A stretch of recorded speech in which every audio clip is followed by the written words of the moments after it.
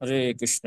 তো সকলকে আমাদের সাপ্তাহিক ভাগবত গীতা ক্লাসে স্বাগত জানাচ্ছি। তো আমরা নতুন একটি অধ্যায়ের শুরুতে আছি, চতুর্থ অধ্যায়। আর এই অধ্যায়ের শিরোনাম জ্ঞানযোগ, যেখানে ভগবান শ্রীকৃষ্ণ এই চিন্ময় জ্ঞানের স্বরূপ, তার মহিমা, অর্জনের পন্থা, বিভিন্ন বিষয়গুলো নিয়ে আলোচনা করবেন। তো আমরা গত ক্লাসে আলোচনা করছিলাম যে জীবের প্রধান শত্রু কি, তাই না? অর্জুনের প্রশ্ন ছিল যে আমি তো পাপ করতে চাই না, আমি তো আমার স্বধর্ম পালন করতে চাই, কিন্তু কোনো একটি বিষয় আমাকে বলপূর্বক পাপ কর্মে নিযুক্ত করে। আর ভগবান এই প্রশ্নের উত্তরে বলেন, সেটি হচ্ছে কাম এবং ক্রোধ, যা রজ এবং তমগুণ থেকে উদ্ভূত হয়েছে। সেটি জীবকে পাপ কর্মে বলপূর্বক নিয়োজিত করে, এবং এটি হচ্ছে জীবের সব থেকে বড় শত্রু। ঠিক আছে, ভগবান আলোচনা করেন। এবং কামের স্বরূপ, কাম কোথায় কোথায় থাকেন, ঠিক আছে? কাম ইন্দ্রিয়, মন এবং বুদ্ধিতে অবস্থান করেন। তো এভাবে কামের অবস্থান যখন আমরা জানতে পারলাম, তখন খুব সহজেই কামকে দমন করা যায়। কিন্তু সেক্ষেত্রে প্রথমে মন এবং বুদ্ধি, যেহেতু তারা ইন্দ্রিয়ের তুলনায় শক্তিশালী, তাই প্রথমে তাকে তাদেরকে দমন না করে আমাদের ইন্দ্রিয়গুলো দমন করতে হবে। এভাবে ইন্দ্রিয়গুলোকে দমন করার মাধ্যমে, এবং সবার শেষে ভগবান যেটি বলছেন যে চিন্ময় বুদ্ধি, ঠিক আছে, লাস্টের শ্লোকে ভগবান বলছেন এবং বুদ্ধে পরম বুদ্ধা সংস্তব আত্মনম আত্মনা জয়ী শত্রু মহাবহ কামরূপম দুরাসদম। তো এখানে বলছেন যে চিন্ময় শক্তির দ্বারা বা চিন্ময় বুদ্ধির দ্বারা মনকে ভগবানের প্রতি যখন আমরা নিবিষ্ট করতে পারি, তখনই আমাদের এই যে মহাশত্রু কাম ক্রোধাদি যে সমস্ত শত্রু আছে তাকে দমন করা যায়। হুম। তাই এই অংশে আমরা আলোচনা করছিলাম দুইটি বিষয় মূলত, যে কাম হচ্ছে জীবের প্রধান শত্রু, আর সেটাকে দমন করা যাবে কিসের মাধ্যমে? এক হচ্ছে ইন্দ্রিয় সংযম প্রথম, তারপরে মন এবং বুদ্ধিকে ভগবানের চিন্তায় অর্পণের মাধ্যমে দমন করা সম্ভব। তো চতুর্থ অধ্যায় আহ আমরা আহ, চতুর্থ অধ্যায় সম্পর্কে আলোচনা করব। তার আগে আমরা ক্লাসের শুরুতে আমরা গীতা মাহাত্ম্য থেকে 44 নম্বর শ্লোক, এটা আমরা আলোচনা করব। গীতা মে হৃদয়ম পার্থ, গীতা মে সারমুত্তমম, গীতা মে জ্ঞানম অত্যুগ্রম, গীতা মে জ্ঞানম অব্যয়ম। অনুবাদ করবেন।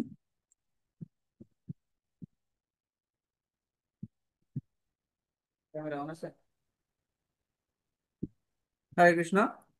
হে পার্থ, গীতা আমার হৃদয়, গীতা আমার উত্তম সার স্বরূপ, গীতা আমার অত্যুগ্র জ্ঞান এবং গীতাই আমার অব্যয় জ্ঞান। তো ভগবান শ্রীকৃষ্ণ এখানে বলছেন গীতার স্বরূপ, যে গীতা মে হৃদয়ম, ভগবানের হৃদয় কি? গীতা। গীতা মে সারম, এবং ভগবানের সার বস্তু কি, সার নির্দেশ কি, সেটি হচ্ছে গীতা। গীতা মে জ্ঞানম অত্যুগ্রম। তো অত্যুগ্র মানে কি? সব থেকে প্রয়োজনীয় জ্ঞান, প্রয়োজনীয় বস্তু অত্যুগ্র, ঠিক আছে। গীতা মে জ্ঞানম অব্যয়ম, এবং গীতাই হচ্ছে কি? পরমেশ্বর ভগবান সম্পর্কিত জ্ঞান। তো এখানে কয়েকটি সেকশনে এই চতুর্থ অধ্যায়কে ভাগ করা হয়েছে, ঠিক আছে। তো আমরা সেই সেকশন অনুযায়ী আমরা আলোচনা করব। তো আজকে আমরা 1 থেকে 10 নম্বর শ্লোক আলোচনা করব। এখানে মূলত আলোচনা করা হয়েছে চিন্ময় জ্ঞানের পরম্পরা ও ভগবান শ্রীকৃষ্ণের দিব্য আবির্ভাব। আর তারপরে রয়েছে 11 থেকে 15। এখানে মূল আলোচ্য বিষয় হচ্ছে কৃষ্ণ সমগ্র পথের বা মতের স্রষ্টা এবং লক্ষ্য। এবং তারপরে 16 থেকে 24 পর্যন্ত আলোচনা করা হয়েছে জ্ঞানের স্তরে কর্মকে অনুধাবন করা। 25 থেকে 33 পর্যন্ত আলোচনা করা হয়েছে যজ্ঞের মাধ্যমে জ্ঞান অর্জন। এবং লাস্টে 34 থেকে 42 এখানে জ্ঞান অর্জনের পদ্ধতি, ফল এবং মহিমা সম্পর্কে আলোচনা করা হয়েছে। তো এই সমস্ত বিষয়ের আরো বিস্তারিত আমরা ক্লাসে আলোচনা করব। আমরা মূল ক্লাসে প্রবেশ করছি। তো 1 থেকে 10 শিরোনাম: চিন্ময় জ্ঞানের পরম্পরা এবং ভগবানের দিব্য অবতরণ। তো এই অংশের 1 থেকে 10 নম্বর শ্লোক পর্যন্ত এটাকে দুইটি ভাগে ভাগ করা হয়েছে। প্রথম হচ্ছে চিন্ময় জ্ঞানের পরম্পরা। তো এই অধ্যায়ের সাথে পূর্ববর্তী অধ্যায়ের একটি গুরুত্বপূর্ণ সংযোগ রয়েছে। পূর্ববর্তী অধ্যায়ের একদম লাস্ট যে শ্লোক রয়েছে, 43 নম্বর শ্লোক, এখানে ভগবান বলছেন, হে মহাবীর অর্জুন, এভাবে নিজেকে জড় ইন্দ্রিয়, মন এবং বুদ্ধির অতীত জেনে নিশ্চয়াত্মিকা বুদ্ধির দ্বারা মনকে স্থির করো এবং চিন্ময় শক্তির দ্বারা কামরূপ দুর্জয় শত্রুকে জয় করো।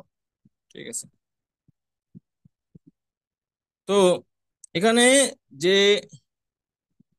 বলা হচ্ছে যে এবং বুদ্ধে, ঠিক আছে, এখানে বুদ্ধি শব্দটাকে এখানে জ্ঞান হিসেবে উপস্থাপন করা হচ্ছে। ঠিক আছে। তো তো সেই জ্ঞানের আরো বিস্তারিত বিষয়ে ভগবান এই 4র্থ অধ্যায়ে পূর্ণরূপে আলোচনা করবেন। তো প্রথমে সেই জ্ঞানটা কোথা থেকে আসছে?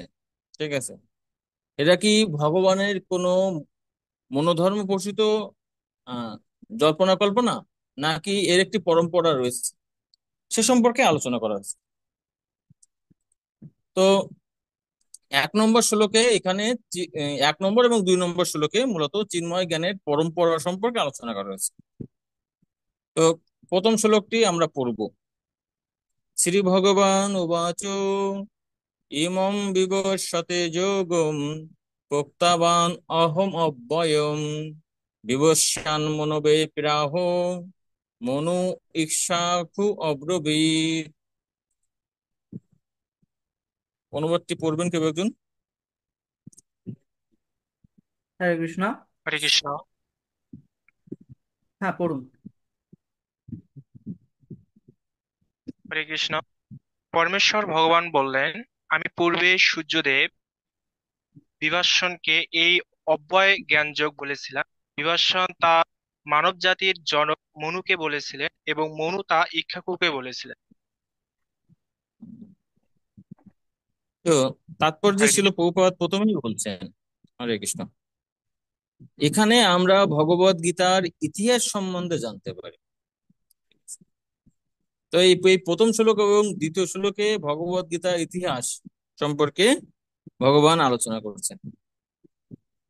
তো প্রভুপাদ বলছিলেন যে বহু প্রাচীন কাল থেকেই সূর্যলোক আদি বিভিন্ন গ্রহলোকের রাজাদের ভগবান এই জ্ঞান দান করেছিলেন।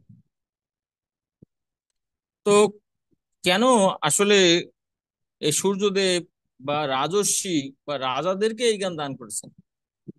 সব থেকে জ্ঞানবান বা বুদ্ধিমান লোক কারা? সব থেকে জ্ঞানবান বা বুদ্ধিমান লোক হচ্ছে ব্রাহ্মণ, তাই না? তারপরে আসছে ক্ষত্রিয়। তাহলে ব্রাহ্মণকে জ্ঞান না দিয়ে ভগবান কেন ক্ষত্রিয়দেরকে বা রাজাদেরকে এই জ্ঞান দান করছেন? স্বাভাবিকভাবেই এই প্রশ্ন কিন্তু আসতে পারে। তো তার কারণ কি? তার কারণ হচ্ছে যে শিল প্রভুপাদ এখানে বলছেন, যাতে রাজারা তাদের প্রজাদের কামনা বাসনার জড় বন্ধন থেকে মুক্ত করে পারমার্থিক লক্ষ্যের দিকে পরিচালিত করতে পারেন। তো রাজারা তো প্রজাদের মানে জীবন ধারণের জন্য যতগুলো দ্রব্য আছে সেগুলো তো সরবরাহ করেন বা তার রক্ষণাবেক্ষণ করেন। আবার সেই সাথে কি তাদের পারমার্থিক জীবনের জন্য যা কিছু দরকার সবই সেই সমস্ত রাজারা তাদেরকে বন্দোবস্ত করে দেন। যেমন আমরা একটা যদি ছোট একটি উদাহরণ দেখি, যে কোনো ধর্ম দর্শন বা জাগতিক দর্শন যতক্ষণ না পর্যন্ত সেটি রাষ্ট্র ব্যবস্থা পূর্ণরূপে গ্রহণ করেছে ততক্ষণ পর্যন্ত তার কিন্তু বিস্তার খুব বেশি ভাবে লাভ করেনি। যেমন আমরা যদি ধরি যে বৌদ্ধ ধর্ম আজ থেকে প্রায় 2500 বছর পূর্বে এই ভারতবর্ষে তার প্রবর্তন হয়, কিন্তু শুরুতে কিন্তু এই বৌদ্ধ দর্শনের খুব বেশি কিন্তু অনুসারী ছিল না। কিন্তু যখনই সম্রাট অশোক এই বৌদ্ধ ধর্ম গ্রহণ করেন এবং রাষ্ট্র ব্যবস্থার মাধ্যমে এই বৌদ্ধ দর্শন বা ধর্মকে প্রচার শুরু করেন, তখন আমরা দেখতে পাচ্ছি যে সেটি কিভাবে বিশ্বের অন্যতম একটি বড় ধর্ম পরিণত হয়েছে। ঠিক আছে। তো এজন্যই ভগবান শ্রীকৃষ্ণ এই জ্ঞানটা রাজর্ষিদের প্রদান করছে, কারণ তারা প্র্যাকটিক্যালি এই জ্ঞানটা মানব সমাজে পরিবর্তন করতে পারেন। তাই এই শ্লোকে বর্ণনা করা হচ্ছে যে ইমম, পূর্বে যে জ্ঞান যোগের কথা আমি বলছি, যে চিন্ময় জ্ঞান বা বুদ্ধির দ্বারা তুমি কামরূপ শত্রুকে কৃষ্ণ, জয় করতে পারবে। এই তো রুমে জয়েন করছি তো। হরে কৃষ্ণ। তো ইমম মানে হচ্ছে পূর্বে যে জ্ঞান যোগের কথা আমি বর্ণনা করছি, সেই জ্ঞান যোগটা আমি কাকে প্রদান করছি? যে বিবস্বতে। হুম। তো আমি সূর্যদেব বিবস্বানকে এই জ্ঞানটা প্রদান করেছি। তো সূর্যদেব কিন্তু কোনো ব্যক্তির নাম না, ইন্দ্রদেব কোনো ব্যক্তির নাম নয়, এগুলো হচ্ছে এক একটি পোস্ট। প্রতি প্রতিটি মনন্তরে মানে একজন মনুর আয়ুষ্কাল 71 চতুর্যুগ। ঠিক আছে। আর এই মনন্তরে মনুর সাথে সাথে এই সমস্ত দেবতারা এদের এদেরও পরিবর্তন হয়। ঠিক আছে। তাই বর্তমান সময়ে যার নাম সূর্যদেব, আহ, বা সূর্যদেব যে পোস্টটিকে যিনি ধারণ করছেন তিনি কে? তিনি হচ্ছে বিবস্বান। ঠিক আছে। তো এখানে বলছেন যে পূর্বে আমি এই জ্ঞান সূর্যদেব বিবস্বানকে দান করেছিলাম। হুম। আর বিবস্বান মনোবে মনোবে প্রাহ। ঠিক আছে। আর এই বিবস্বানের আহ তা মানব জাতির জনক মনুকে বলেছে।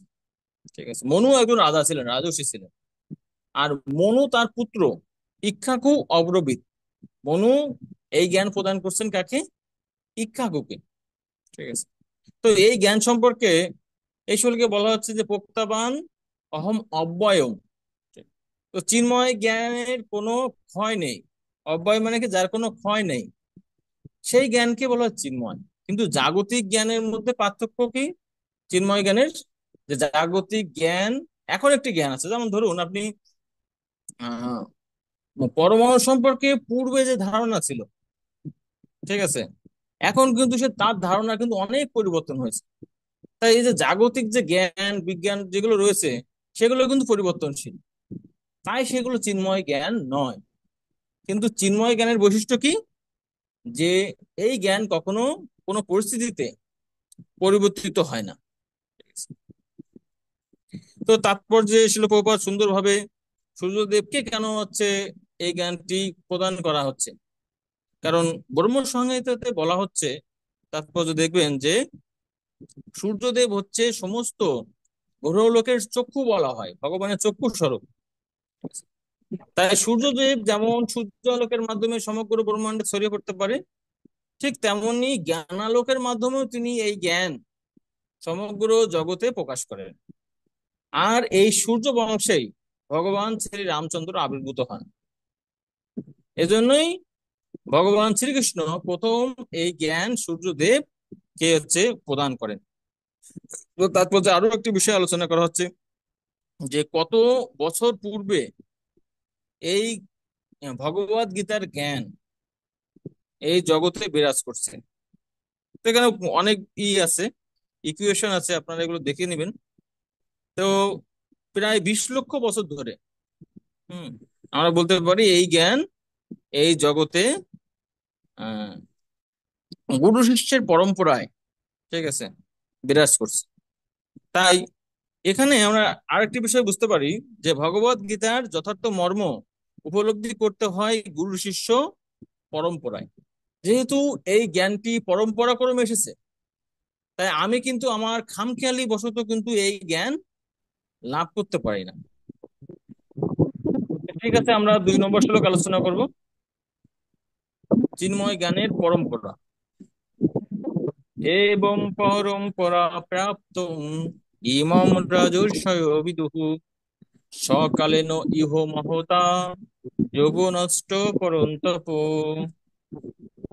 অনুবাদ করবেন। হরে কৃষ্ণ। হে পরম তপ, এভাবেই পরম ক্রমে প্রাপ্ত এই পরম বিজ্ঞান যাজকশিরা লাভ করেছিলেন, কিন্তু কালের প্রভাবে পরম্পরা ছিন্ন হয়েছিল এবং তাই সেই যোগ আহ, নষ্টপ্রায় হয়েছে। তো আহ ভগবান তো সূর্যদেবকে এই জ্ঞান দান করছেন, তাহলে আহ সেই আবার একই জ্ঞান অর্জুনকে কেন প্রদান করতে হবে? কারণ এখানে বলছেন এবং পরম্পরা প্রাপ্তম ইমম, মানে এই যে জ্ঞানটি পরম্পরা ক্রমে একজন রাজা থেকে তার পরবর্তী রাজারা প্রাপ্ত হচ্ছে। এখানে বলছে রাজর্ষয়, সে সমস্ত ব্যক্তিরা। এখানে রাজর্ষি শব্দের অর্থ কি? তিনি কিন্তু কোনো সাধারণ রাজা নয়, ঠিক আছে। তিনি এই জ্ঞানের, এই চিন্ময় জ্ঞানের ভিত্তিতে তার রাজ্যকে তিনি পরিচালনা করেন, নিজে জীবন ধারণ করেন। বলছে সকালেন ইহ মহতা, কিন্তু কাল ক্রমে। আর সেই কালের প্রভাব কি? তো তো মহতা শব্দের অর্থ কি? মহতা মানে মহান, ঠিক আছে। মানে কাল অত্যন্ত কিন্তু শক্তিশালী। কাল সহজে অনেক কিছুকে পরিবর্তন করে দিতে পারে। তাই বলছে কালের প্রভাবে কিছু যোগ নষ্ট, ভগবান যে জ্ঞান প্রদান করেছেন সেই জ্ঞান নষ্ট হয়েছে। তো এই শ্লোকে তাৎপর্য সুন্দরভাবে শ্রীল প্রভুপাদ বলছেন যে যখনই কোনো দুরাচারী ব্যক্তি, ঠিক আছে, যারা সঠিকভাবে হয়তো যে নিয়ম নীতিগুলো আছে সেগুলো পালন করে না, তার ফলে কি হয়, এই পরম্পরালব্ধ জ্ঞান সেটি পরিবর্তিত হয়ে যায়। তাই ভগবানের দরকার হচ্ছে কি, সেই জ্ঞানটাকে আবার রিস্টোর করা, পরিবর্তিত করা। ছিল প্রভুপাদ বলছেন ঠিক তেমন ভাবেই ছিল প্রভুপাদ কেন এই ভগবত গীতা রচনা করছেন। কারণ 5,000 বছর পূর্বে ভগবান যে জ্ঞানটি প্রদান করেছেন, কারণ কি পরম্পরা নষ্ট হয়েছে তাই। কিন্তু বর্তমান সময়েও ছিল প্রভুপাদের এই ভগবত গীতা যথাযথ লিপিবদ্ধ করার পূর্বে, মানে শত শত নয়, হাজার হাজার ভাষ্যের গীতা ছিল, এবং প্রত্যেকেই তাদের মন গড়া ভাষ্য সেখানে প্রদান করছে। তো এখন প্রশ্ন হতে পারে যে তাদের এই মন গড়া ভাষ্য প্রদান করে এই তথাকথিত ভাষ্যকারদের লাভটা কি? ছিল প্রভুপাদ বলছেন যেহেতু ভগবত গীতা একটি জনপ্রিয় গ্রন্থ বা বই বলতে পারেন, ঠিক আছে। তো যখনই কেউ একটি ভাষ্য রচনা করবে, তখন ভগবত গীতার জনপ্রিয়তা তার মধ্যেও একটু বর্তাবে, সেই আশায় তারা কি করছেন, তাদের এই ভগবত গীতার ভাষ্য রচনা করছেন। আর ভারতবর্ষে অধিকাংশ বা অনেকগুলো ভাষ্য রচনা হয়েছে জেলখানায়, যখন ব্রিটিশরা বা অন্য কোনো কারণে অন্য কোনো সরকার কোনো হয়তো ব্যক্তিকে গ্রেফতার করছেন, রাজনৈতিক ব্যক্তিদের, তখন তারা বসে কি করবেন, তারা একটি হচ্ছে ভগবত গীতার ভাষ্য রচনা করবেন, ঠিক আছে। তো এভাবেই, এবং সেখানে তাদের মন গড়া ভাষ্য প্রদান করেন। তার ফলে কি এই পরম্পরা ছিন্ন হয়েছে। তাই শিল প্রভুপাদ বলছেন, যেহেতু ভগবান শ্রীকৃষ্ণ 5,000 বছর পূর্বে যে জ্ঞান প্রদান করেছেন, সেই জ্ঞানটিও এখন পরম্পরা ছিন্ন হয়েছে। তথাকথিত ব্যক্তি তাদের মন গড়া দর্শন পরিবর্তনের জন্য এই মহান শাস্ত্রের অপব্যবহার করেছেন। তাই শিল প্রভুপাদ সেই পরম্পরায় ধারায় প্রাপ্ত জ্ঞান অনুসারে এই ভগবত গীতা যথাযথ মানে বর্ণনা করেছেন। এবং আমরা দেখতে পাই যে একদম প্র্যাকটিক্যালি শিল প্রভুপাদের এই ভগবত গীতা যথাযথ লিপিবদ্ধ করার পূর্বে বা প্রচারের পূর্বে এই গীতার জ্ঞান সম্পর্কে কিন্তু মানুষের খুব বেশি আগ্রহ ছিল না। হ্যাঁ, আমাদের ধর্মগ্রন্থ হিসেবে আমরা এই করছি, এবং আমরাও ছোটবেলায় দেখেছি দুই একটি শ্লোক আমরা মুখস্থ করতাম শুধুমাত্র স্কুলে পাঠ করার জন্য, কিন্তু তার অর্থটাও উপলব্ধি করতে পারতাম না। তাই আমরা শিল প্রভুপাদের কাছে আসলে সকলেই অত্যন্ত আমাদের কৃতজ্ঞতা অনুভব করা উচিত, যে ভগবান শ্রীকৃষ্ণ যে জ্ঞানটি পূর্বে প্রদান করছেন, যেটি আবার সেই দুরাচারী ব্যক্তিদের মাধ্যমে নষ্ট হয়েছিল, শিল প্রভুপাদ তার পুনঃপ্রবর্তন করেছেন। তো অর্জুন প্রশ্ন করতে পারেন, ঠিক আছে, যেহেতু জ্ঞানটি নষ্ট হয়েছে, তুমি তো যে কোনো রাজাকে প্রদান করতে পারো, তুমি কেন আমাকেই এই ভগবত গীতার জ্ঞান দান করছো? তার কারণ স্বরূপ এখানে বর্ণনা করা হচ্ছে। যে কেউ কিন্তু মানে যাকে তাকে যে কোনো জ্ঞান দিলে তিনি কিন্তু সেটিকে ধারণ করতে পারেন না। ঠিক আছে? তো ভগবত গীতার জ্ঞান ধারণ করতে গেলে কি হতে হবে?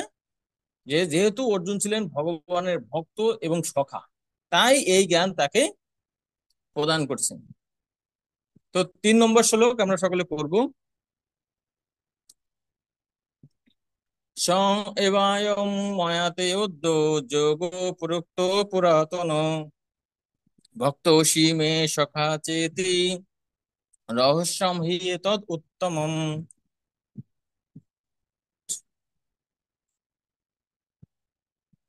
পড়েন কেউ একজন। সেই সনাতন যোগ আজ আমি তোমাকে বললাম, কারণ তুমি আমার ভক্ত ও সখা, এবং তাই তুমি এই বিজ্ঞানের অতি গূঢ় রহস্য হৃদয়ঙ্গম করতে পারবে। তো এখানে ভগবান শ্রীকৃষ্ণ খুবই স্পষ্ট ভাবে বলছেন যে স এবায়ম, সেই চিন্ময় জ্ঞান, ময়াতে অদ্য, আজ আমার দ্বারা বর্ণিত হচ্ছে, আর যোগ প্রযুক্ত পুরাতন, এই যে জ্ঞান, এই যে জ্ঞান যোগ, সেটি কি? সেটা হচ্ছে অতি প্রাচীন।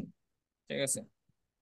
আর ভক্ত হসিমে সখা চরাইতি, আর তোমাকে আমি কেন বলছি যে তুমি আমার ভক্ত এবং সখা? তো অন্যদেরকে না বলার কারণটা কি? এখানে বলছেন এই যে চিন্ময় জ্ঞান, ভগবত গীতার জ্ঞানটি, এটি কোনো সাধারণ বিষয় নয়, এটি হচ্ছে রহস্যম। শিল ভগবত বলছেন ভগবত গীতা অতি প্রাচীন কাল থেকে একটি রহস্য আবৃত গ্রন্থ। তো আমরাও দেখেছি, আমরা যখন গীতা পড়ি বা এখনো যখন আমরা পড়ছি, বিভিন্ন অ্যাঙ্গেল থেকে কিন্তু আমরা এই গীতার শ্লোকগুলো ব্যাখ্যা করছি এবং বিভিন্ন ভাবে আমরা বোঝার চেষ্টা করতেছি।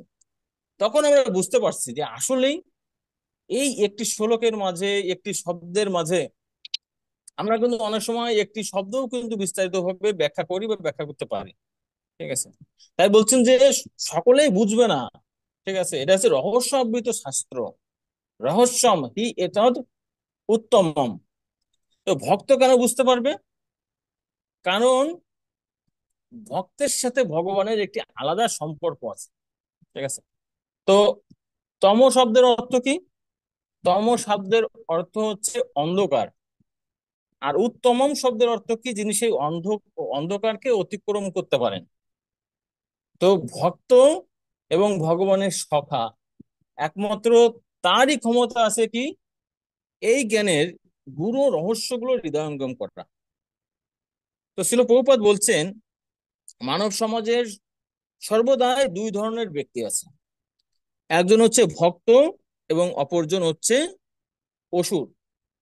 তো অসুর, চৈতন্য চৈতামৃতে বর্ণনা করা আছে যে অসুর স্বভাব কৃষ্ণ জানিতে না নারে, লুকাইতে নারে কৃষ্ণ ভক্ত জনা স্থানে।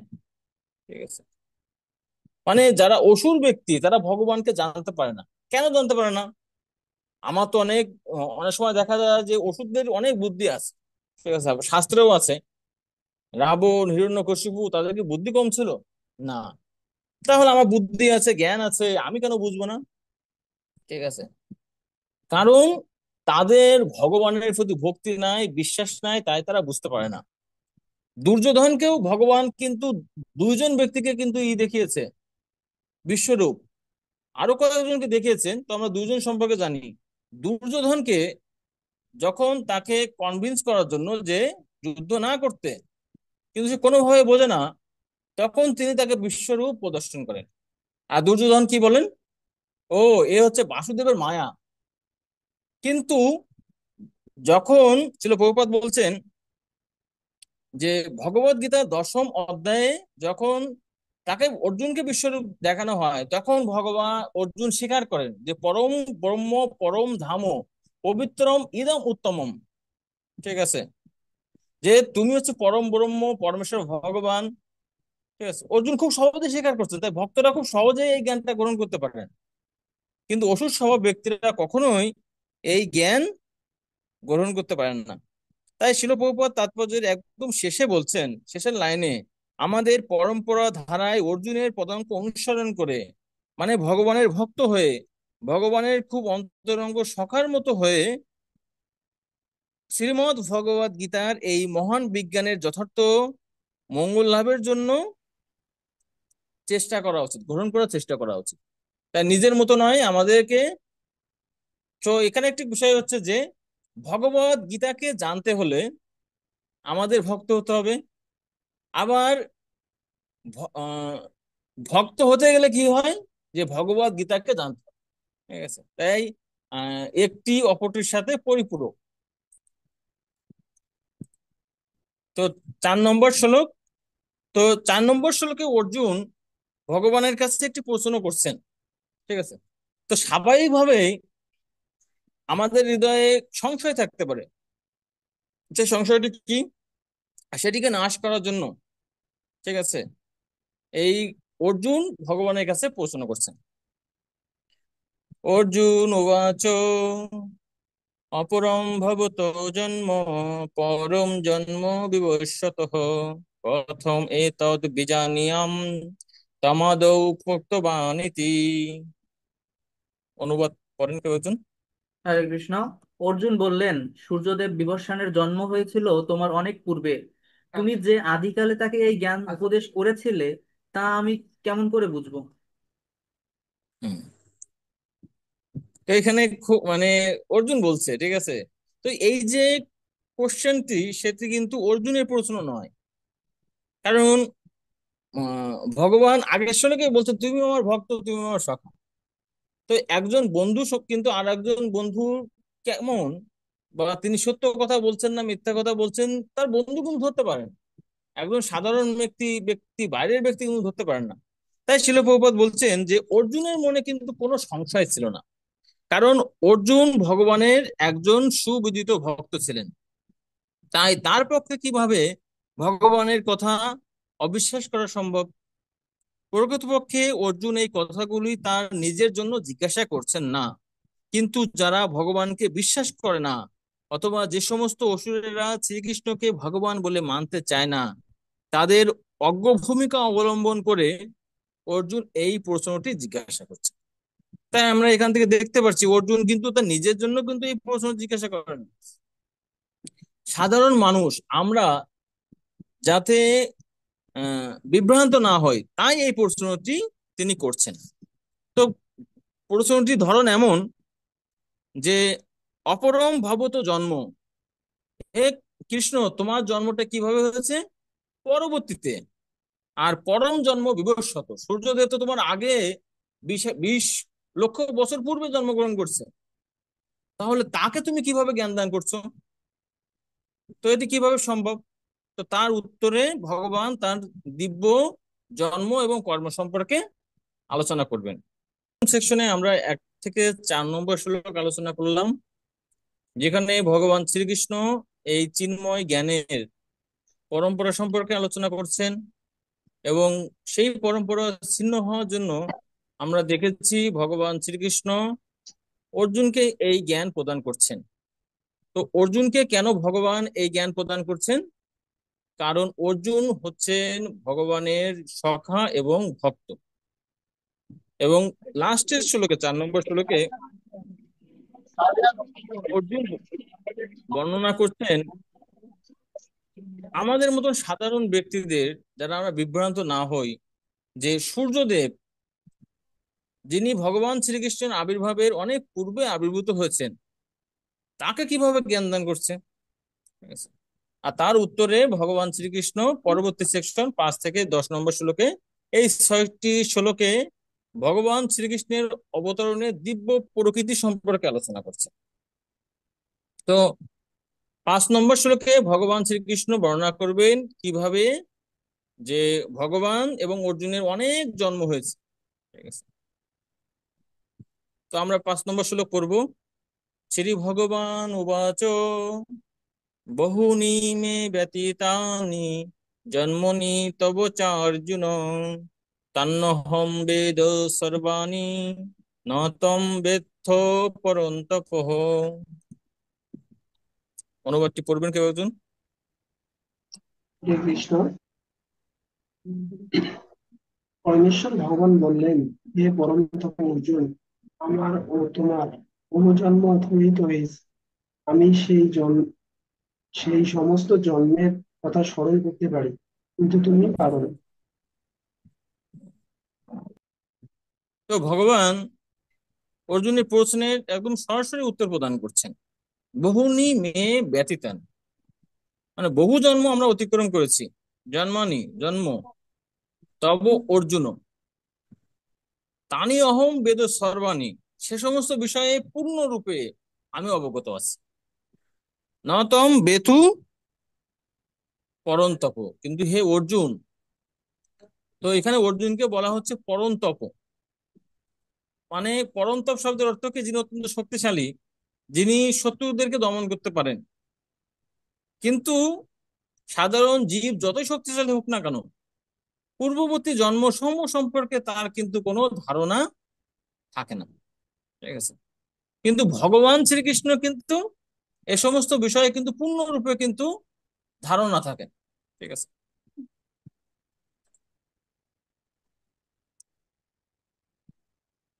তো এই শ্লোকের তাৎপর্য যে অনেকগুলো বিষয়, যে ভগবানের জন্ম এবং সাধারণ মানুষের জন্ম সম্পর্কে অনেক পার্থক্য আছে। যারা মূর্খ ব্যক্তি তারা মনে করে ভগবান আমাদের মতো জন্মগ্রহণ করে। ঠিক আছে। তাই তারা ভগবানকে বা ভগবানের দিব্য প্রকৃতি সম্পর্কে পার্থক্য নির্ণয় করতে জানে না বা পার্থক্য নির্ণয় করতে চায় না। তো এই সমস্ত বিষয়ে আমরা পরবর্তী শ্লোক আলোচনা করে, মানে 5 এবং 6 নম্বর শ্লোকের তাৎপর্য একসাথে আলোচনা করব। তো ভগবানের আবির্ভাব এর কিন্তু কিছু বিশেষত্ব রয়েছে, যদি 6 নম্বর শ্লোকে আলোচনা করা হয়েছে। তো 6 নম্বর শ্লোক আমরা পড়বো।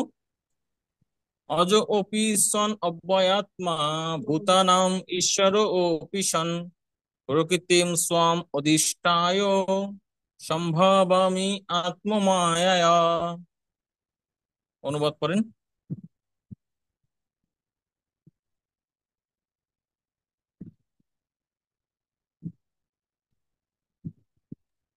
হরে কৃষ্ণ।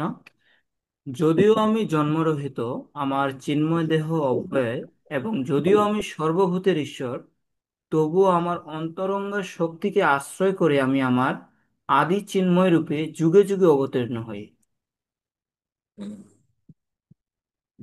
তো এখানে বলা হচ্ছে অজ। অজ শব্দের অর্থ কি? মানে জন্মরহিত, যার কখনো জন্ম হয় না। আর যারা জন্মগ্রহণ করেন তাদেরকে বলা হয় জো বলা হয়। যেমন শ্বেতজ আছে, অন্ডজ আছে, উদ্ভিজ আছে। ঠিক আছে। এই জো শব্দের অর্থ যারা জন্মগ্রহণ করে। আর অজ মানে যিনি জন্মগ্রহণ করেন। তার মানে এখানে বলছে অজ ওপি, যদিও আমি জন্মরহিত। শ্যান অব্যয় আত্মা। ঠিক আছে, তো আমাদের যে দেহটা, আত্মা শব্দের এখানে দেহ বোঝাচ্ছে। তো আমাদের দেহটি কি ব্যয় আত্মা, মানে যার ক্ষয় হয়। কিন্তু ভগবানের দেহ কি কখনো ক্ষয় হয় না, কখনো কোনো পরিবর্তন হয় না। তো জীবের দেহের মধ্যে এবং ভগবানের দেহের মধ্যে কিন্তু পার্থক্য আছে। তারপরে কি বলছেন, ভূতানাম ঈশ্বর অপিশন, সমস্ত জীবের আমি হচ্ছেন ঈশ্বর বা নিয়ন্তা। তবুও এখানে কি বলছেন, প্রকৃতিম শ্যাম অধিষ্ঠাও। তবু তাহলে যিনি জন্মরহিত, যিনি অব্যয়, যিনি সকলে ঈশ্বর, তিনি কিভাবে জন্মগ্রহণ করেন? সাধারণ ব্যক্তির মতো না। এখানে বলছেন প্রকৃতিম শ্যাম অধিষ্ঠায়, আমি আমার অন্তরঙ্গা শক্তিকে আশ্রয় করে আবির্ভূত হই। সম্ভব আমি আত্ম মায়া। ঠিক আছে, আত আহ আত্মমায়া শব্দের অর্থ এখানে যোগমায়া বলছেন। তো এই 5 নম্বর এবং 6 নম্বর শ্লোকের যে তাৎপর্য, গুরুত্বপূর্ণ যে বিষয়গুলো ছিল, প্রভুপাদ ভগবান এবং জীবের জন্মের মধ্যে পার্থক্য নিরূপণ করছেন। আমরা সেগুলো কিছু পয়েন্ট আলোচনা করব। ছিল প্রভুপাদ অনেক সুন্দরভাবে এবং বিস্তারিত ভাবে আলোচনা করছেন। আপনারা অবশ্যই এই সমস্ত তাৎপর্যগুলো, অনুপাত আপনারা পড়বেন। ঠিক আছে, তো 5 নম্বর শ্লোকের এখানে তাৎপর্যে ছিল প্রভুপাদ বলছেন যে যদিও ভগবান কি অদ্বৈত, কিন্তু তার থেকে অনন্ত রূপ প্রকাশিত হয়। ঠিক আছে, তো অদ্বৈত মানে কি, যাকে কখনো ভেদ করা যায় না, যার বহু রূপ নয়, তিনি আবার বহু রূপে প্রকাশিত। ঠিক আছে, যেমন ছিল প্রভুপাদ তাৎপর্য বলছেন বৈদুর্য মণি। তো বৈদুর্য মণির যে প্রকৃতি, সেটি হচ্ছে কি, তার থেকে বিভিন্ন কালার বা রঙের আলো নিঃসৃত হয়, বা বৈদুর্য মণি থেকে আরো অনেক মণির আবির্ভাব হয়। কিন্তু তার অর্থ এমন নয় যে বৈদুর্য মণির ক্ষয় হয়ে যায়। ঠিক তেমনি ভগবান থেকে অসংখ্য অবতার যদি প্রকাশিত হয়, শাস্ত্রে বলছে যে অবতারও হি অসংখ্যায়াম, ভগবানের অবতারের কখনো শেষ নয়। যেমন একটি সাগর বা নদীর অসংখ্য ঢেউ থাকে, সেটি যেমন গণনা করা যায় না, ঠিক তেমনি ভগবান অদ্বৈত হলো তার অনন্ত রূপে বৈদুর্যের মণির মতো তিনি প্রকাশিত হয়। তো এখানে যে আমরা সাধারণ জীব হিসাবে কেন আমরা পূর্বজন্ম সম্পর্কে জানতে পারি না, কারণ আমাদের যে চেতনা বা বৈশিষ্ট্য, সেটি হচ্ছে অনু ক্ষুদ্র।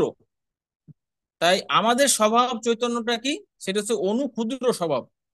ঠিক আছে, কিন্তু ভগবান হচ্ছে বিভু, ভগবান হচ্ছে বৃহৎ শক্তির অধিকারী, তার চেতনাও বিরাট। তারপরে শিল প্রভুপাদ এখানে আলোচনা করছেন যে অচ্যুত। ঠিক আছে, অচ্যুত শব্দের অর্থ কি, যে যদিও আমরা চিন্ময়, কিন্তু জড় জগতে আসলে আমাদের সেই পজিশনটা আমরা হারিয়ে ফেলি। ঠিক আছে, আমরা ভুলে যাই যে আমরা চিন্ময় আত্মা, আমরা মনে করি আমরা দেহ। কিন্তু ভগবান এই জড় জগতে আসলেও তিনি তার কিন্তু স্বরূপ সম্পর্কে কখনো বিভ্রান্ত হন না, পূর্ণরূপে তিনি অবগত, কারণ তিনি হচ্ছে অচ্যুত। এবং তিনি তার দেহ এবং স্বয়ং এক এবং অভিন্ন। আমাদের কিন্তু দেহ এবং আত্মার মধ্যে পার্থক্য আছে, কিন্তু ভগবানের শরীর, ভগবানের আত্মা, ভগবানের স্বরূপ প্রত্যেকটাই অভিন্ন, তার মধ্যে কোনো ভেদ নাই। আর যে বিষয়টি আলোচনা করা হয়েছে যে আমরা এই জগতে আবির্ভূত হয়ে কিসের দ্বারা, মহামায়া বা দুর্গা দেবীর দ্বারা। আমাদের যে বাসনা বা পাপ কর্মের ফলে আমরা বিভিন্ন দেহ ধারণ করতে বাধ্য হই। ঠিক আছে, এমন না যে আমরা এখানে ইচ্ছা করে আসি। আমাদের পাপ কর্ম হলে, খারাপ হলে আমরা একটা খারাপ দেহ পাই, ভালো হলে একটা ভালো দেহ পাই। কিন্তু ভগবান তার অন্তরঙ্গা শক্তি যোগমায়াকে আশ্রয় করে এখানে আবির্ভূত হন। ঠিক আছে, তো যোগমায়া সম্পর্কে আমরা খুব সহজে আলোচনা করতে পারি। যোগমায়া হচ্ছে কি ডিরেক্টর, আর কৃষ্ণ যে আবির্ভূত হন, লীলা করেন, তিনি হচ্ছে নাটকের অভিনয় করছেন। তো এখন প্রশ্ন হতে পারে, তাহলে তো যোগমায়া তো বা ভগবান থেকে শক্তিশালী, যে ভগবানকে যোগমায়া এখানে পরিচালিত করছেন, কিন্তু না, ভগবানের যে লীলার যে স্ক্রিপ্ট সেটি রচনা করেন কে? ভগবান স্বয়ং। আর করে তিনি তখন যোগমায়াকে অর্পণ করেন যে আমি এই লীলা করব, ঠিক আছে, আর সেই অনুসারে নির্দেশনা প্রদান করেন, ঠিক আছে। তাই ভগবান তার অন্তরঙ্গা শক্তির মাধ্যমে চিন্ময় প্রকৃতি নিয়ে আবির্ভূত হন, আর আমরা আবির্ভূত হই মহামায়ার দ্বারা। আর ভগবানের যে দেহ আর আমাদের দেহের মধ্যে পার্থক্য আছে, ঠিক আছে। ভগবান তার শাশ্বত দেহ নিয়ে জন্মগ্রহণ করেন। যেমন আমরা এখানে দেখতে পাচ্ছি যে ভগবান যখন আবির্ভূত হন, শিল প্রভুপাদ বলছেন, তিনি দেখা যাচ্ছে যে একদম চুল রয়েছে, তার মাথায় আছে, চূড়ামণি আছে, হাতে বাঁশি আছে, অলংকার রয়েছে। তা এই জগতে কোন শিশু আছে যে এতগুলো বস্তু নিয়ে একসাথে আবির্ভূত হচ্ছেন? আমাদের সাথে তো কিছুই থাকে না, ঠিক আছে। তাই এটি হচ্ছে জীবের সাথে এবং ভগবানের আবির্ভাবের মধ্যে আরেকটি গুরুত্বপূর্ণ পার্থক্য। আর এখানে বলছেন আমাদের দেহ কি হয়, আমরা কিন্তু খুব সহজে বৃদ্ধ হয়ে যায়, তাই না? 60 বছর 70 বছর পর আমরা বৃদ্ধ হয়ে যাব। কিন্তু ভগবান লীলার স্বার্থে ভগবান হয়তো যে শৈশব, কৈশোর, উম, প্রগণ্ড, এই সমস্ত এগুলো ধারণ করেন। কিন্তু ভগবান একটা সার্টেন স্টেজের পরে তার দেহের আর পরিবর্তন হয় না। ছিল প্রভুপাদ বলছেন, ভগবান যখন কুরুক্ষেত্রে যুদ্ধে রণাঙ্গনে যুদ্ধ করছেন, তখন তার নাতি এবং নাতির ছেলেও জন্মগ্রহণ করেছে। আমি কিন্তু ভগবানকে দেখতে একজন 15-16 বছরের যে মানে কিশোরের সঙ্গে আছে তার আছেই। এবং আমরাও দেখি, ছিল প্রভুপাদ বলছেন যে ভগবানের, শ্রীকৃষ্ণের বা বিষ্ণুর কোনো বৃদ্ধ ছবি নাই, ঠিক আছে। আপনারা কেউ ছবি দেখছেন যে ভগবান খুব বয়স্ক হয়ে গেছেন, হাঁটাচলা করতে পারছেন না? তো এটিও হচ্ছে ভগবানের দিব্য দেহের আরেকটি বৈশিষ্ট্য।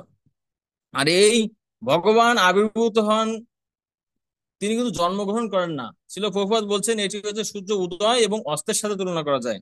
সূর্য আমার সামনে উদয় হয়েছে অর্থ এই নয় সূর্যের সৃষ্টি হয়েছে, আবার সূর্য আমার সামনে অস্ত যাচ্ছে মানে সূর্যের মৃত্যু হয়েছে এমন নয়।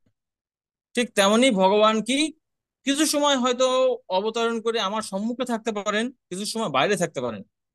তো এজন্য ভগবান এবং আমার মধ্যে অনেক পার্থক্য রয়েছে, ভগবানের জন্ম আমার জন্মের মধ্যে পার্থক্য রয়েছে।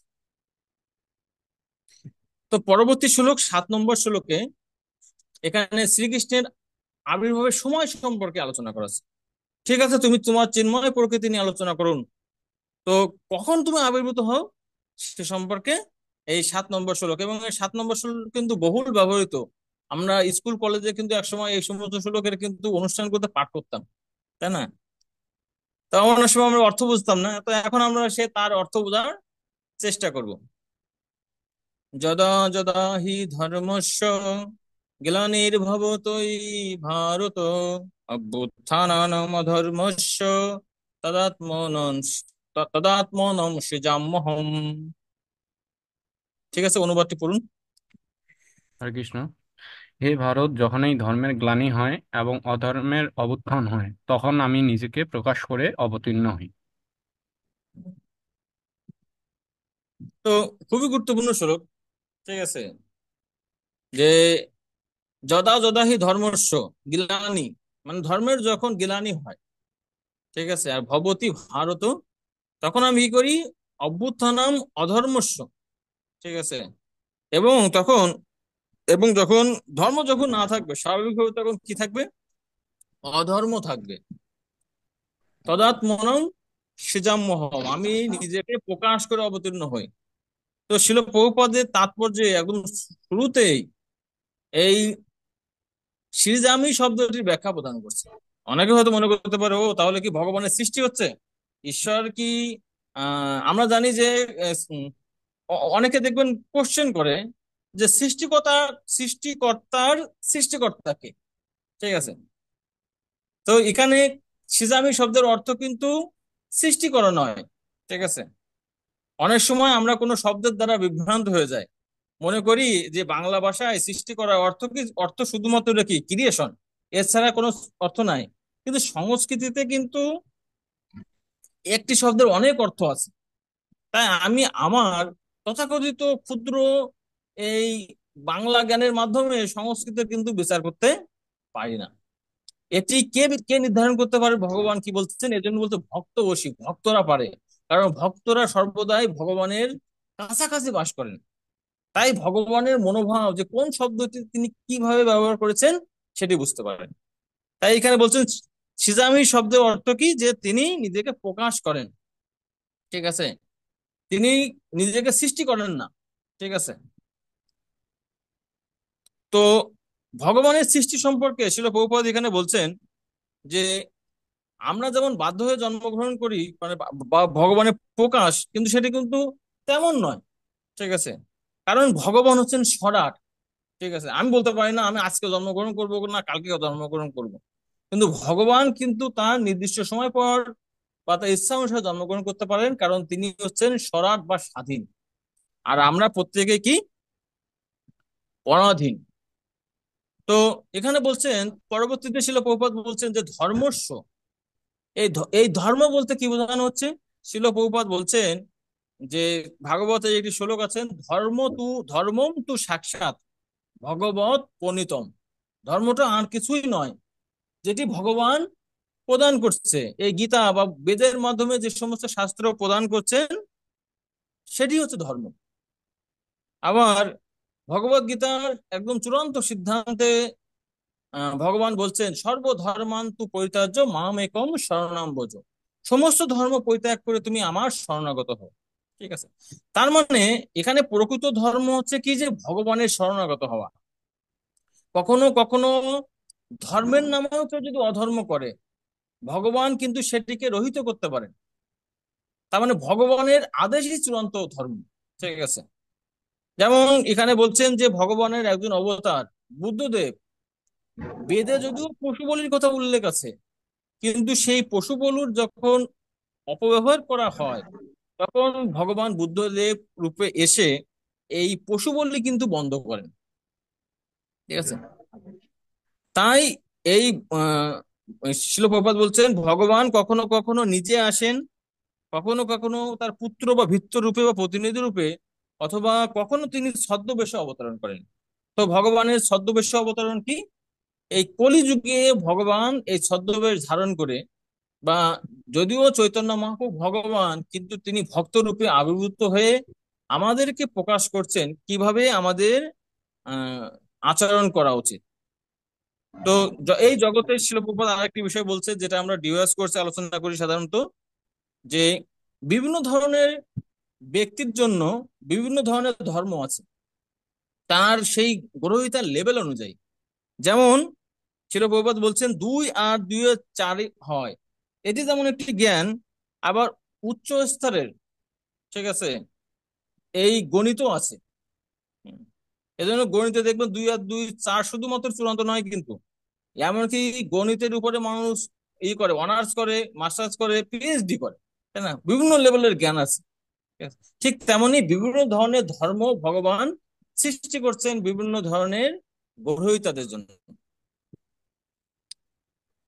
তো পরবর্তী শ্লোকে যে ধর্ম এবং যখন ধর্মের হয় গ্লানি হয়, অধর্মের আবির্ভূত হয়, তখন আবির্ভূত হয়। তো ভগবান আবির্ভূত হয়ে কি করেন সেটা এই 8 নম্বর শ্লোকে আলোচনা করা হচ্ছে। তো 8 নম্বর শ্লোকে আহ অনুবাদটি কেউ একজন পড়বেন। হরে কৃষ্ণ। সাধুদের পরিত্রাণ এবং দুষ্কৃতিকারীদের বিনাশ করার জন্য এবং ধর্ম সংস্থাপনের জন্য আমি যুগে যুগে অবতীর্ণ হই। হম তো ভগবানের আবির্ভূত হওয়ার কারণটা কি? শিল প্রভুপাদ এখানে বলছেন যে 3টি কারণে, ঠিক আছে, ভগবান আবির্ভূত হয়। প্রথম কারণ কি, পরিত্রাণায় সাধু নাম। ঠিক আছে, তো যারা সাধু তারা তো ইতিমধ্যেই মুক্ত, তাদেরকে পরিত্রাণ করার কারণটা কি? যে এখানে যে বিষয়টি বলছে, মুখ্য হচ্ছে সাধুদেরকে আনন্দ দান করা। কারণ যে সমস্ত ভক্তরা আছে তারা ভগবানের সবসময় বিরহে থাকে, তাই সেইটি ভগবান সেই সমস্ত লীলা সম্পদের মাধ্যমে তাদেরকে আনন্দ প্রদান করেন। এবং বলছে যে এই মুখ্য কর্মটি বা মুখ্য উদ্দেশ্যে ভগবান অবতরণ করেন, কিন্তু তার কিন্তু সেই কর্ম সম্পাদনের ক্ষেত্রে আরো 2টি বিষয় রয়েছে, যেটি হচ্ছে গৌণ, সেটি হচ্ছে যে দুষ্কৃতিকারীদের বিনাশ। যেমন তাৎপর্যে ছিল প্রভুপাদ বলছেন আগামীকাল নৃসিংহ চতুর্দশী রয়েছে। তো এখানে দেখবেন ছিল প্রভুপাদ বলছেন যে এমনকি অনেক সময় আমাদের আত্মীয় স্বজন কংস, তারাও দেখা যাচ্ছে আমাদের এই ভক্তি জীবনে বাধা হয়, তাই না? তাই এই ধরনের ব্যক্তিদেরকে এক মুখ্য কারণ প্রহ্লাদ মহারাজকে আনন্দ দান করা, গৌণ কারণ হিরণ্যকশিপুকে অত্যাচার থেকে প্রহ্লাদ মহারাজকে রক্ষা করা।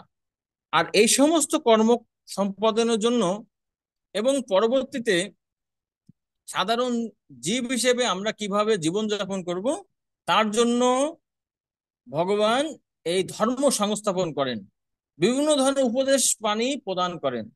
যেমন অর্জুনকে লক্ষ্য করে আমাদের জন্য ভগবান এই ভগবদ গীতার জ্ঞান দানের মাধ্যমে ধর্ম সংস্থাপন করছে।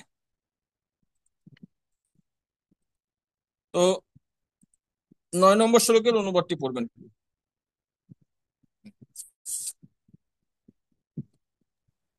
হরে কৃষ্ণ। হে অর্জুন, যিনি আমার এই প্রকার দিব্য জন্ম ও কর্ম যথাযথভাবে জানেন, তাকে দেহত্যাগ করার পর পুনরায় জন্মগ্রহণ করতে হয় না, তিনি আমার নিত্য ধাম প্রাপ্ত হন। হরে কৃষ্ণ। তো ভগবানের জন্ম এবং কর্ম সম্পর্কে আমরা যদি জানি তাহলে লাভটা কি হবে? ঠিক আছে। তো এখানে বলছেন যে জন্ম কর্ম চমে দিব্যম। তো আমাদের জন্ম থেকে ভগবানের জন্মের পার্থক্যটা কি? ভগবানের জন্ম হচ্ছে দিব্য। আর যিনি তত্ত্বতভাবে এভাবে জানেন তিনি কি হয়, ত্যাক্তা দেহ পুনর্জন্ম, মৃত্যুর পর তিনি চিন্ময় দেহ লাভ করেন। ঠিক আছে। তাই তাকে এই জড়জগতে আর জন্মগ্রহণ করতে হয় না। ঠিক আছে। তো পরবর্তী এই শ্লোকের শ্রবণ করার পর অর্জুনের মনে হয়তো চিন্তা আসতে পারে, এমন কি কেউ আছেন যিনি এই প্রকার ভগবানের জন্ম কর্ম সম্পর্কে জানার মাধ্যমে ভগবত ধাম লাভ করেছেন, তাকে এই জড়জগতে আসতে হয়নি? সে সম্পর্কে এই 10 নম্বর শ্লোকে আলোচনা করা হচ্ছে। তো 10 নম্বর শ্লোকের অনুবাদটি পড়বেন। হরে কৃষ্ণ।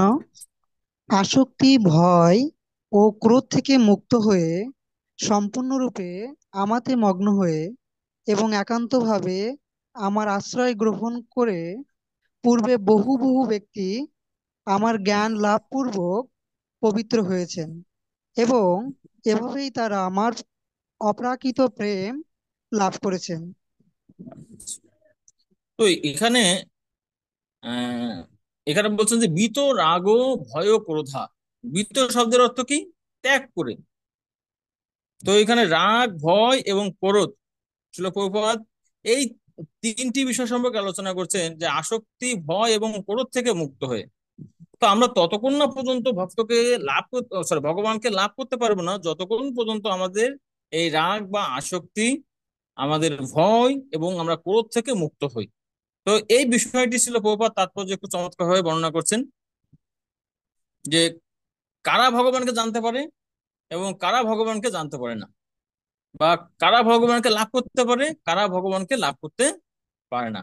প্রথম শ্রেণীর ব্যক্তি, তাদেরকে বলা হচ্ছে রাগ বা আসক্তি রয়েছে। কিসের প্রতি আসক্তি? এই জড় জগতের প্রতি অত্যন্ত তারা আসক্ত। তাই এই শ্রেণীর ব্যক্তি ভগবানের প্রতি যেহেতু সম্পূর্ণ ভাবে উদাসীন, তাই তারা ভগবানকে লাভ করতে পারে না। আর দ্বিতীয় আর এক শ্রেণীর ব্যক্তি আছে, যে তাদের বলছে যে তারা তো ভয়। কিসের প্রতি ভয়?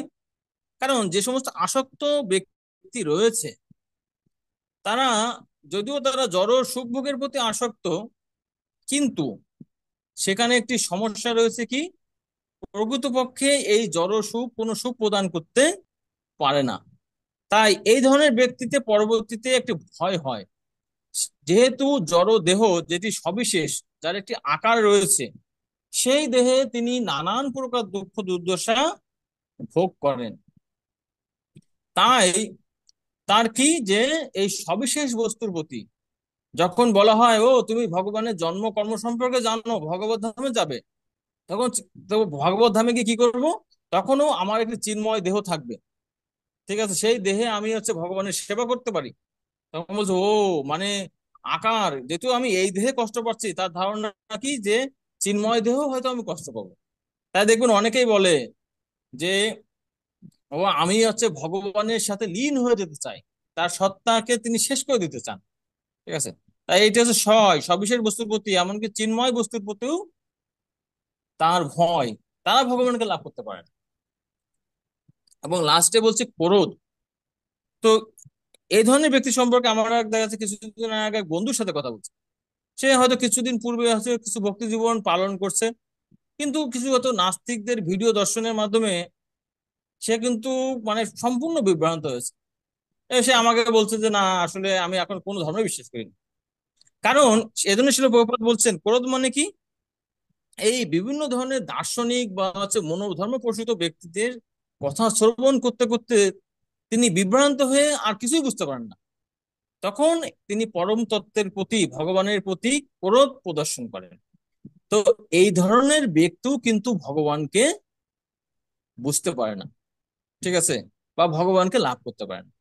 তো শিল প্রভুপাদ বলছেন যে কিভাবে ভগবানকে আমরা বুঝতে পারি, মুক্তি হওয়ার উপায় কি, সেটি হচ্ছে সদ্গুরুর আনুগত্যে ভক্তিযোগ সাধন করা।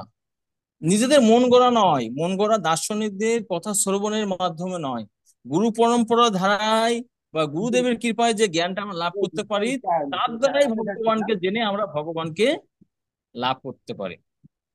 আর এই ভগবানকে লাভ করার পন্থা হিসেবে ছিল প্রভুপাদ এখানে বলছেন যে কিভাবে আমরা একদম ক্ষুদ্র ক্ষুদ্র পদক্ষেপের মাধ্যমে একদম ভক্তির চূড়ান্ত পর্যায়ে যেতে পারি।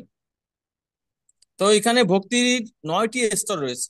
প্রথম হচ্ছে শ্রদ্ধা, সাধু সঙ্গ, ভজন ক্রিয়া, অনর্থ নিবৃত্তি, নিষ্ঠা, রুচি, আসক্তি, ভাব এবং লাস্টে প্রেম। তো এই শ্লোকের অনুবাদে দেখবেন এখানে ছিল প্রভুপাদ বলছেন এভাবেই তারা আমরা আমার অপ্রাকৃত প্রেম লাভ করেন। তো এখানে সুন্দরভাবে এখানে মানে ধাপ বর্ণনা করা আছে। শ্রদ্ধা আমরা খুব সংক্ষেপে আলোচনা করি। শ্রদ্ধা শব্দের অর্থ কি? শ্রদ্ধা শব্দের অর্থ হচ্ছে যে যখন আমরা ভগবানের প্রতি বা ভক্তির প্রতি ন্যূনতম যে শ্রদ্ধা বা ফেইথ, বিশ্বাস, তাকে শ্রদ্ধা বলা হয়। আর এই শ্রদ্ধা থেকে পরবর্তীতে আমরা সাধু সঙ্গ শ্রবণ করি, যেমন আমরা এখানে অনেকেই আছি, সেই শ্রদ্ধা থেকে কিন্তু এই গীতা ক্লাস শ্রবণ করছি। তো এই সাধু সঙ্গের মাধ্যমে আমরা বুঝতে পারি যে আমাদের জীবনের লক্ষ্য হচ্ছে কৃষ্ণ ভক্তি করা, কৃষ্ণ ভক্তি যাজন করা। তার ফলে আমরা কৃষ্ণের ভজনা করি। এভাবে কৃষ্ণের ভজনা করতে গেলে আমাদের প্রথমে হয়তো কিছু ভালো লাগে, তারপরে হয়তো ভক্তি জীবনের কিছু বিষয়ে ভালো লাগে না। ঠিক আছে, কখনো ভক্তিতে খুব আমরা বেশি করতে পারি, কখনো আমরা করতে পারি না। তো সেগুলো হচ্ছে অনর্থ। তো আমরা মূলত এখন ভক্তি জীবনে যারাই আছি তারা এই প্রথম 4টি লেভেলে আছে। তো এই প্রথম 4টি লেভেলটি হচ্ছে যে পাহাড়ে সাইকেল চালিয়ে ওঠা অথবা ব্রিজে নিচ থেকে সাইকেল চালিয়ে ওঠা, অনেক কষ্টকর। কিন্তু পরবর্তী যে 5টি রয়েছে সেই 5টি লেভেল, আমার ব্রিজ থেকে যখন আপনি নামবেন তখন কিন্তু আপনার ওই লেভেলের কষ্ট হবে না। আর সেই ক্ষেত্রে প্রথম স্তর হচ্ছে নিষ্ঠা। নিষ্ঠা মানে কি, যখন আমার অনর্থগুলো দূরীভূত হবে তখন আমি ভক্তি জীবনে কোনো পরিস্থিতিতে কোনোভাবে আমার নিজের ধারা প্রতিহত হবে না। তারপর রয়েছে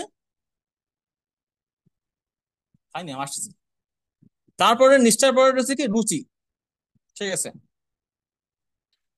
তো রুচি মানে কি, নিষ্ঠার আরো ঘনীভূত রূপকে রুচি বলা হয়। রুচির পরে কি, আসক্তি, মানে ভগবানের প্রতি, ভগবানের লীলা, রূপ রূপ গুণের প্রতি আমার প্রচন্ড আসক্তি বিরাজ করে। এবং তারপরে ভাব, ভাব মানে কি, একদম চূড়ান্ত পর্যায়ের পূর্ববর্তী অবস্থা। আর প্রেম মানে কি, সর্বদাই ভগবানের এই দিব্য লীলাকে আমরা অনুভব করতে পারি। তো পরবর্তী 5টি যদিও সহজ, কিন্তু আমাদের এই প্রথম 4টিকে অতিক্রম করে পরবর্তী স্তরগুলোতে যাওয়াটাই আমাদের জীবনের সার্থকতা। তাই আমরা যখন শিল প্রভুপাদ এখানে বলছেন এভাবেই সদ্গুরুর আনুগত্যে যখন আমরা মানে সাধু সঙ্গের মাধ্যমে ভজন ক্রিয়া করি, ধীরে ধীরে আমাদের অনর্থ নিবৃত্তি করে আমরা এই কৃষ্ণ প্রেম লাভ করতে পারি। জয় শিল প্রভুপাদ কি, উপস্থিত গৌর ভক্তমন্ডলী কি, নিতাই গৌর প্রেমানন্দে হরি হরি বল। তো ঠিক আছে, আমরা আজকের ক্লাস আমরা এখানেই শেষ করছি। আপনারা পরবর্তী ক্লাসে পড়ে আসবেন, ঠিক আছে। চলো আমি এটা বলে দিই, ঠিক আছে।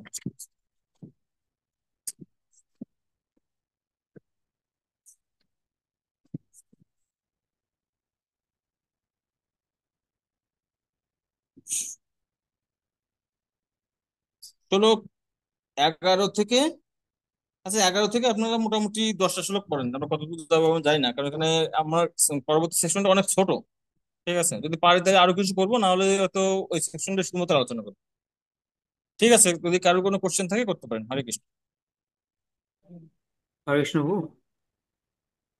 তো হরে কৃষ্ণ। কালকে তো নৃসিংহ চতুর্দশী, তো আমরা একটু যদি খুব কম সময়ের মধ্যে বলতেন যে আমরা কেন পালন করব আর হচ্ছে কিভাবে পালন করব। আচ্ছা, ঠিক আছে, তাহলে আমরা আজকে আর কোনো কোশ্চেন নিচ্ছি না, আমরা হ্যাঁ প্রভু। 5টা মিনিট এই নৃসিংহ চতুর্দশী কেন পালন করব এবং কিভাবে পালন করবো সে সম্পর্কে আমরা আলোচনা করার চেষ্টা করব। প্রথম হচ্ছে যে আহ, যে ভগবানের আবির্ভাব, যেমন আমরা ভগবানের জন্ম কর্ম সম্পর্কে জানলাম। তো এখানে জন্ম হচ্ছে কি ভগবানের আবির্ভাব, আমরা খুব সহজে কিন্তু বুঝতে পারি। এগুলো হচ্ছে দিব্য। তো এই সমস্ত এই ভগবানের দিব্য কর্ম জানার ফলে যদি ভগবানের মুক্তি হয়, তাহলে যিনি ভগবানের দিব্য জন্ম পালন করেন, ঠিক আছে, তিনি খুব সহজেই কিন্তু মুক্তি লাভ করতে পারেন। তো আহ নৃসিংহ পুরাণে প্রহ্লাদ মহারাজের মানে পূর্ব জীবন সম্পর্কে আলোচনা করা হচ্ছে। সেখানে বর্ণনা করা হচ্ছে প্রহ্লাদ মহারাজ যখন ভগবান নৃসিংহদেব আবির্ভূত হন, তখন বলছেন যে হে ভগবান, আহ আমি কি এমন ভক্তি করেছি যে আহ, এই মানে 5 বছর 7 বছরের মধ্যে আমি আপনাকে দর্শন লাভ করলাম, বা আপনি আমাকে রক্ষা করার জন্য এখানে আবির্ভূত হয়েছেন। তো ভগবান বলছেন যে তুমি কিন্তু শুধুমাত্র এই 5 বছর বয়সে আমার ভক্তি করেছো, তার জন্য কিন্তু আমাকে লাভ করোনি, তুমি নৃসিংহ চতুর্দশী পালন করেছো। তো তিনি বলছেন আমি কখন নৃসিংহ চতুর্দশী পালন করছি, বলছে এ জন্মে নয়, পূর্ব জন্মে। তো মনে আমরা ভাবতে পারি তাহলে প্রহ্লাদ মহারাজ হয়তো পূর্বজন্মে অনেক বড় ভক্ত ছিল। বলছে না, প্রহ্লাদ মহারাজ ছিলেন মানে যদিও ব্রাহ্মণ, কিন্তু তিনি ছিলেন খুবই দুষ্ট প্রকৃতির। তিনি সবসময় আহ বেশ্যা সঙ্গ করতেন। ঠিক আছে। তো একবার কি হয়েছে যে একটি বেশ্যার সঙ্গে তিনি বনে ভ্রমণ করছেন, তার যে রয়েছে মানে, তো তার সাথে তিনি যখন বনে ভ্রমণ করছে তাদের মধ্যে কি হয়, কথা কাটাকাটি হয়। ফলে তারা দুইজন আহ যে সেদিন আর কোনো আহার না করে বনের মধ্যে তারা কি করেন, দুজন দুই জায়গায় বসে থাকেন এবং তারা সারা রাত ই করেন, ক্রন্দন করেন। তো দুইজনের বিচ্ছেদে কষ্টে তাদের কোনো আহার আদি হয় না। ঠিক আছে। তার ফলে কি হয় যে সেই যে স্থানটি ছিল সেটি হচ্ছে নৃসিংহদেবের আবির্ভাব স্থান। ঠিক আছে। এবং সেই যে দিনটি ছিল সেটি ছিল নৃসিংহ চতুর্দশী। তাই বলছেন যে যেহেতু অজান্তে তোমরা সেই নৃসিংহ চতুর্দশী পালন করেছো, তার ফলে তুমি মাত্র এই 5টি বছর বয়স 6টি বছর বয়স, এত অল্প বয়সে তুমি আমাকে লাভ করার সৌভাগ্য লাভ করেছো। তার মানে আমরা কিন্তু দেখতে পাচ্ছি যে নৃসিংহ চতুর্দশী, নৃসিংহদেব যদিও উগ্র মূর্তি, কাদের প্রতি উগ্র উগ্র মূর্তি, অসুরদের প্রতি, কিন্তু ভগবানের প্রতি, ঠিক আছে, তিনি পূর্ণরূপে সৌম্য মূর্তি। ঠিক আছে। তাই আমরা যদি নৃসিংহ চতুর্দশী পালন করি, ঠিক আছে, তাহলে আমরা পূর্ণরূপে এই নৃসিংহদেবের কৃপা লাভ করতে পারি। তার ফলে আমাদের জাগতিক জীবনে এবং পারমার্থিক জীবনে যে সমস্ত প্রতিবন্ধকতা রয়েছে, সেগুলো ভগবান নৃসিংহদেবের কৃপায় আমরা খুবই সহজে আমরা অতিক্রম করতে পারি। তাই আমাদের প্রত্যেকের কর্তব্য, ঠিক আছে, যারা ভক্তি জীবনের সাথে যুক্ত, তারা এই নৃসিংহ চতুর্দশী পালন করা উচিত। তো নৃসিংহ চতুর্দশী আমরা কিভাবে পালন করব? নৃসিংহ চতুর্দশী পালন মানে নৃসিংহদেব আবির্ভূত হয় কখন আমরা জানি যে হিরণ্যকশ্যপু কিন্তু অনেক ভাবে কিন্তু বর প্রার্থনা করেন। ঠিক আছে, যে আমাকে তিনি 9টি ভাবে বর প্রার্থনা করেন, দিনে অথবা রাতে। তারপরে হচ্ছে স্থান বিভিন্ন ভাবে তিনি করেন, ক্যাটাগরি করেন। তো দিন এবং রাত নয় কখন, সেটি হচ্ছে গোধূলি। তাই ভগবান নৃসিংহদেব যেহেতু যেহেতু গোধূলিতে আবির্ভূত হন, সন্ধ্যার পূর্বে, তাই সেই পর্যন্ত আমাদের নির্জলা একাদশ মানে নির্জলা নৃসিংহ ব্রত পালন করা উচিত। এবং তারপরে আমাদের সুযোগ হলে মন্দিরে গিয়ে সেখানে নৃসিংহদেবের অভিষেক করা উচিত। অভিষেক করার পর আহ তারপরে গিয়ে আমরা কি করতে পারি, কিছু অনুকল্প প্রসাদ যেভাবে আমরা একাদশীর প্রসাদ পাই, সে সাবুদানা হতে পারে, ফল বা অন্য কিছু হতে পারে, সেগুলি আহার করে আহ পরবর্তী দিনে সকালে যে কোনো সময় আমরা পালন করতে পারি। এক্ষেত্রে পালনের কোনো নির্দিষ্ট সময় নাই, আমরা এই করতে পারি। আর যেহেতু এটি একটি ভগবানের বিশেষ দিন, তাই ভগবানের নৃসিংহদেবের লীলা কথা শ্রবণ করতে পারি, আমাদের জপের সংখ্যা বাড়াতে পারি, সাধু সঙ্গ করতে পারি। আর এভাবে আমরা খুব সহজেই এই ভগবান নৃসিংহদেবের এই যে ব্রত পালনের মাধ্যমে আমাদের মানব জীবনকে ধন্য করতে পারি। হরে কৃষ্ণ।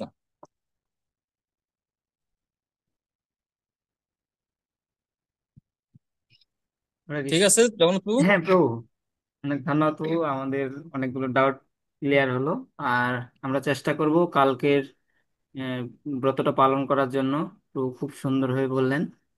আর একই সাথে আমরা ভগবত গীতা ক্লাসেও রেগুলার থাকার চেষ্টা করব। তাহলে আমাদের আজকে যে ভক্তির বেশ কয়েকটা আমরা স্টেপ দেখলাম, সেই জিনিসগুলো আস্তে আস্তে আমাদের অনর্থ নিবৃত্তি থেকে শুরু করে আমরা লাস্ট স্টেজ প্রেম পর্যন্ত আমরা পৌঁছাতে পারবো। তো প্রভুকে অসংখ্য ধন্যবাদ আমাদের ওনার এত ব্যস্ত শিডিউলের মধ্যেও সময় দেওয়ার জন্য। তো আমরাও একটু চেষ্টা করব এই সময়টাকে, প্রভুর সময়টাকে এবং কৃষ্ণের জন্য আমাদের একটু সময় দেওয়ার জন্য, কৃষ্ণকে। তো সবাইকে আবারও ধন্যবাদ। হরে কৃষ্ণ প্রভু।